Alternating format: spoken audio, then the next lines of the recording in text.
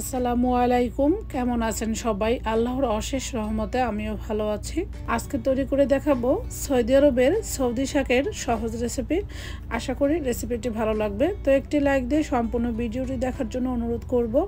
এর জন্য এখানে আমি 2 আটি শাক নিয়েছি। দেখতে দেখা যায় মূলার শাকের মতো, তো এটা মূলার শাক না, এটা সৌদি আরবের আরাবিয়ান শাক। তবে শাকটা খেতে অনেক ভালো লাগে, এটা অনেকবার খেয়েছি। এর একটা রেসিপিও আমি আরও 1 বছর আগে আপনাদের মাঝে শেয়ার করেছি। শাকগুলো থেকে নষ্ট পাকা এগুলো বেছে ফেলে দিয়ে এইভাবেই আস্ত আমি খুব সুন্দর করে 3-4 বার পানি পাল্টে পাল্টে ধুয়ে নিয়েছি। এরপর পানিটাকে ঝরিয়ে এখন শাকগুলো আমি কেটে নিচ্ছি। এই শাকগুলো কিন্তু একদম নরম, তাই একটু বড় বড় করে কেটে নিচ্ছি। শাকগুলো আমি ভাজি করব, তো প্রথমে আমি কেটে ছোট ছোট করে নিচ্ছি। তো যারা এই পর্যন্ত ধৈর্য ধরে আমার ভিডিওটি দেখতে শুরু করেছেন, প্লিজ একটি লাইক দিয়ে সম্পূর্ণ ভিডিওটি দেখে নেবেন। এই তো দেখতেই পাচ্ছেন শাকগুলো আমি কেটে নিয়েছি, মাঝখানে 2-1টা বড় ছিল, সেটাও আমি ছোট করে কেটে নিচ্ছি। তো এরপরে শাকগুলো এক সাইডে রেখে একটি হাঁড়িতে আমি এখানে 4 টেবিল চামচ সয়াবিন তেল দিয়ে দিব। সয়াবিন তেলের পরিবর্তে সরিষার তেলও ব্যবহার করা যেতে পারে। এখানে কিছু ছোট শুটকি আমি আগে থেকে খুব ভালোভাবে ধুয়ে পরিষ্কার করে একটু ভিজে নিয়েছি, সেই শুটকিগুলো দিয়ে দিচ্ছি। তো শুটকি দিয়ে শাক ভাজি কখনো কি খেয়েছেন?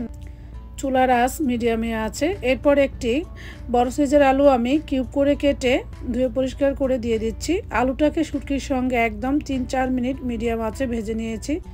দেখতে পাচ্ছেন আলুগুলো আমার সেদ্ধ হয়ে গিয়েছে।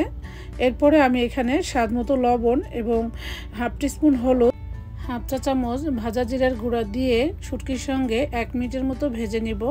হলুদটা দেওয়াতে এখানে আলুর কালারটা খুব সুন্দর এসেছে। এরপরে 4 কোয়া রসুন আমি গোল গোল স্লাইস করে কেটে দিয়ে দিয়েছি বড় সাইজের একটি পেঁয়াজ। এখন শুটকি, আলু, পেঁয়াজ সব কিছু একসাথে খুব ভালোভাবে ভেজে নিয়েছি। এরপরে সুন্দর একটি কালারের জন্য এখানে আমি হাফ চা চামচ লাল মরিচের গুঁড়া দিয়েছি। এরপরে পেঁয়াজের সঙ্গে খুব ভালোভাবে 1 মিনিটের মতো ভেজে নিচ্ছি। এরপর এখানে আমি দিয়ে দেব একটি টমেটোর হাফ ছোট ছোট টুকরো করে।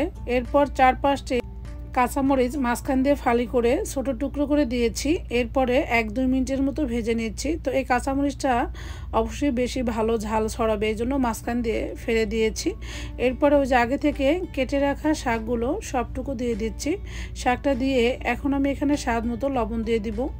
আমি এই শাকে আর কোনো রকমের পানি ব্যবহার করব না।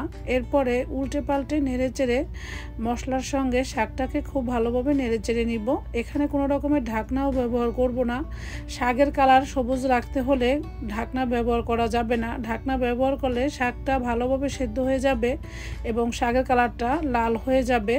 এই তো মশলার সঙ্গে খুব ভালোভাবে মিশিয়ে নিচ্ছি এবং হাই হিটে এখন কিন্তু শাকটা রান্না করতে হবে, তা না হলে শাক থেকে প্রচুর পানি ছেড়ে দিবে, তখন শাকটা রান্না করতে করতে একদম কালারটা লাল হয়ে যাবে, সেই শাকটা খেতে একদমই ভালো লাগবে না। তো এখন হাই হিটে অনবরত নেড়েচেড়েই শাকটাকে রান্না করব 3-4 মিনিটের মতো। এরপরে এখানে আবারও 3-4টি কাঁচামরিচ মাঝখান দিয়ে ফালি করে দিয়েছি কিছু ধনিয়া পাতা কুচি। এই পর্যায়ে জানালা দিয়ে প্রচুর রৌদ্র আসছে, তাই কালারটা একদমই ভালো দেখাচ্ছে না, সরি, এটা ইগনোর করবেন। এরপরে আমার শাক রান্নাটা আলহামদুলিল্লাহ একদম কমপ্লিট। দেখুন কতটা সবুজ কালার হয়েছে। আশা করি রেসিপি ভালো লেগেছে। আজকের মতো তাহলে এখানে বিদায় নিচ্ছি। আল্লাহ হাফেজ।